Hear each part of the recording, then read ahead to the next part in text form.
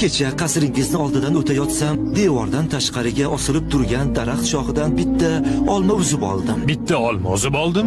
Ha, qornim juda och edi.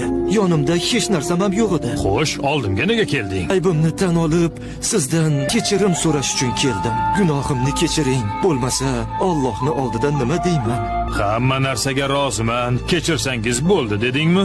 Shunday deding-a? Ha, nima desangiz ham mayli. Meni yolg'iz qizim bor. O'sha qizimga uylanasan. Qizimga uylanasanmi, yo'qmi?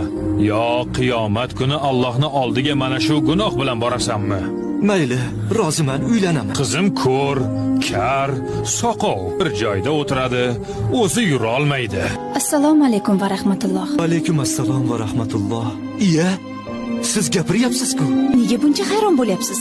Otangiz menga sizni ko'zi ojiz degan edi. Bu faqat halolga qaraydi deganlari. Sizni kar ham degandi.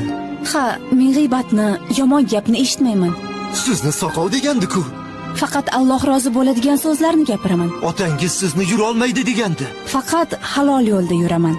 Ya Alloh, subhanalloh.